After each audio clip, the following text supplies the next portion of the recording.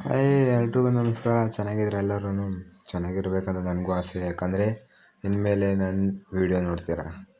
ನಿಮ್ಮ I D ಬಂದು ಶರತ್ like ಅಂತ. ಎಲ್ಲರೂ ಫಾಲೋ ಮಾಡಿ, ಲೈಕ್ ಮಾಡಿ, ಶೇರ್ ಮಾಡ್ಕೊಳ್ಳಿ.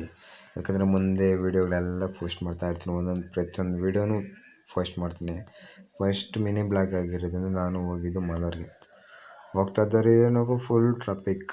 ಇದು ಏನು ಬೆಂಗಳೂರ ಏನು ಇದು ಅಷ್ಟೊಂದು ಟ್ರಾಫಿಕ್? ನಾನು ಬಂದಿರೋದು ಕರೆಕ್ಟ್ ರೂಟಾಗಿ ಬಂದಿದ್ದೀನ ಇಲ್ಲ ನಾನು ಬರೋ ದಿನಗೆ ಈ ಥರ ಆಗುತ್ತೆ ಗೊತ್ತಿಲ್ಲ. ನಾನು ಪ್ರತಿದಿನ ಮಲರ್ ಬಂದಾಗೆಲ್ಲ ಫುಲ್ ಟ್ರಾಫಿಕ್ ಆಗಿರುತ್ತೆ.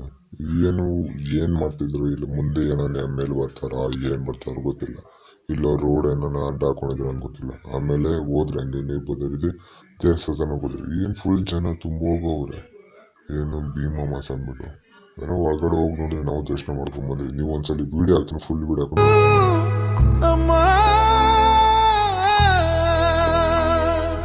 ಜೀವ ನಿಂತಿದೆ, ಉಸಿರಾಟ ಸಾಗಿದೆ, ಕಾರಣವ ನಿನಗೆ ಹೇಗೆ ಹೇಳಲೇ?